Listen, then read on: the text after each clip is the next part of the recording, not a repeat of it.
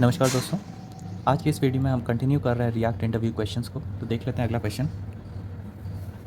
तो 14 क्वेश्चन है, what is props.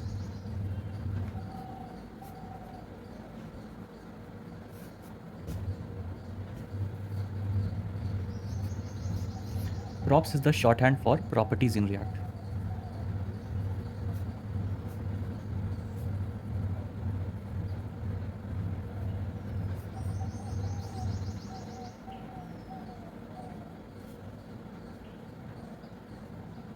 They are read only components which must be kept pure.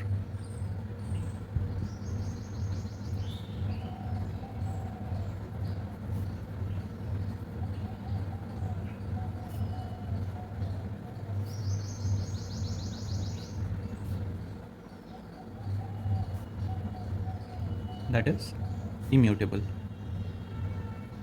यानी हमें इसकी वैल्यू को चेंज नहीं करना है। They are always pass down from the parent to the child components throughout the application.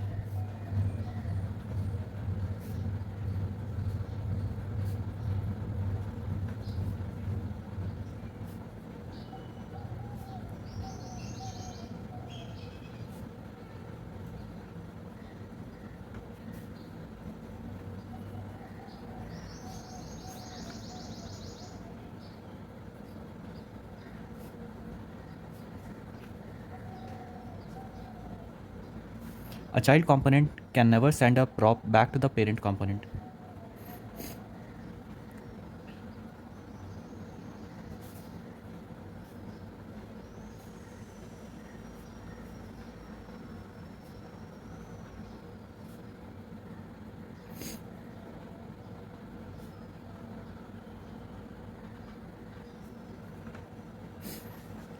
This help in maintaining the unidirectional data flow.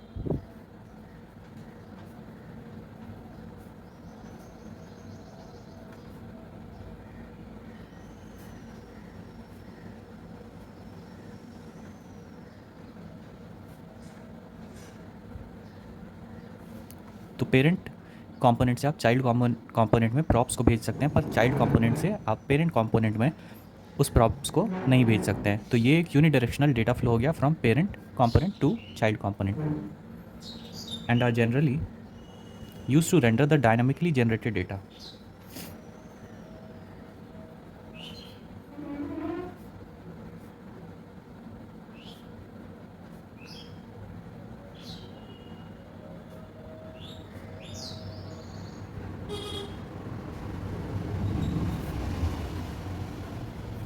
तो ये था आपका प्रॉप्स का डेफिनेशन।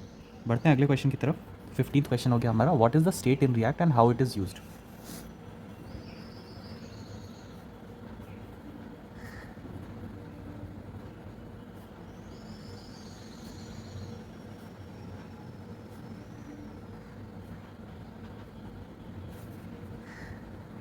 देख लेते हैं इसका answer.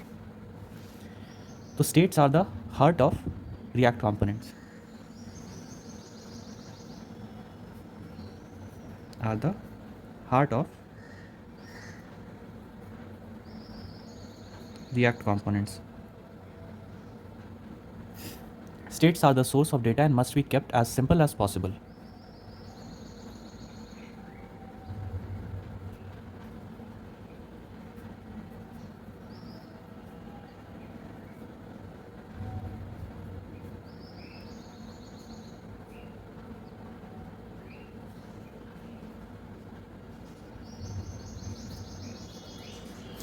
Basically states are the objects which determine components rendering and behaviour. तो स्टेट आपका वो ऑब्जेक्ट्स हैं जो कि डिटरमाइन करता है कॉम्पोनेंट क्या रेंडर कर रहा है और उसका क्या बिहेवियर होगा।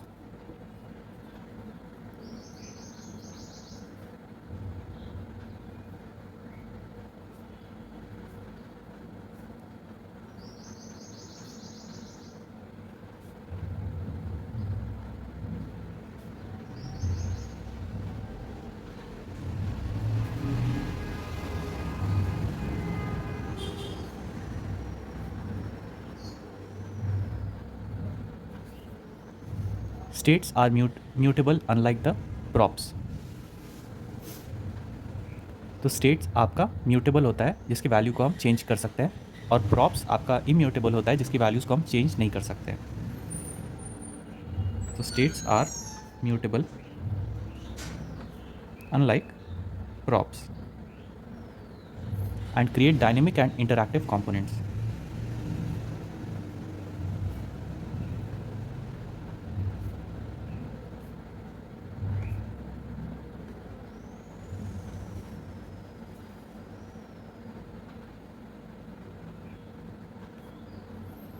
और इसे हम एक्सेस करते हैं दिस डॉट स्टेट मेथड से।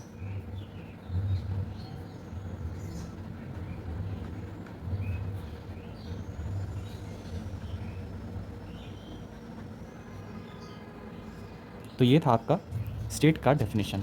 बढ़ते हैं अगले टॉपिक की तरफ। ये हो गया difference between states and props.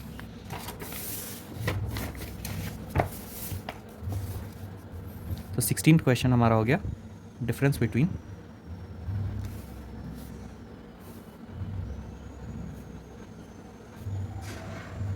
State and props. तो हम टेबल बनाते हैं, एक साइड स्टेट हो गया आपका, एक साइड प्रॉप्स हो गया। पहला हो गया आपका receive initial value from parent component.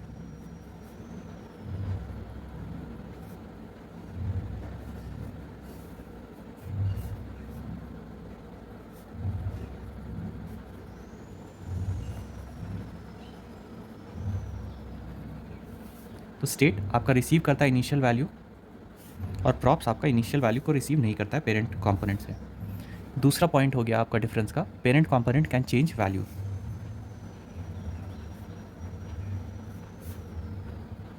यहाँ पर हम इस तरीके का एक टेबल बनाते हैं।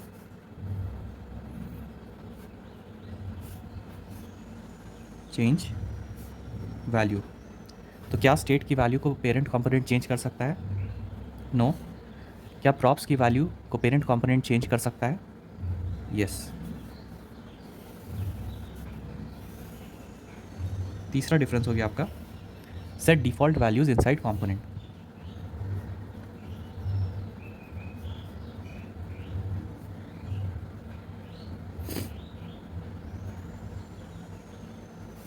तो क्या हम स्टेट में डिफ़ॉल्ट वैल्यूज़ को स्टोर कर सकते हैं?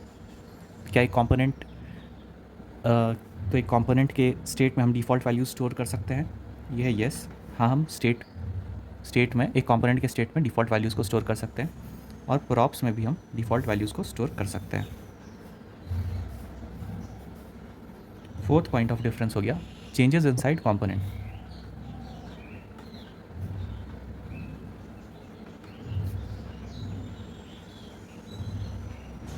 तो क्या स्टेट की वैल्यू कंपोनेंट के अंदर चेंज होती है? यस। क्या प्रॉप्स की वैल्यू कंपोनेंट के अंदर चेंज होती है? नो। फिफ्थ डिफरेंस हो गया set initial value for child components.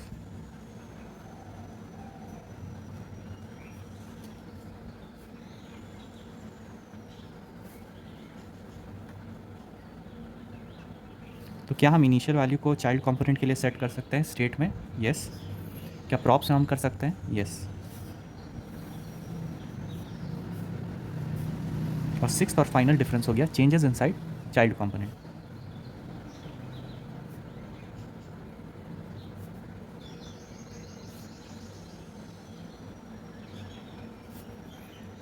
तो क्या हम स्टेट की वैल्यू को चेंज कर सकते हैं इनसाइड चाइल्ड कंपोनेंट? नो। क्या हम प्रॉप्स की वैल्यूज़ को चेंज कर सकते हैं inside child component through parent component? Yes. तो ये थे आपके कुछ इंटरव्यू क्वेश्चंस रिएक्ट जेएस में।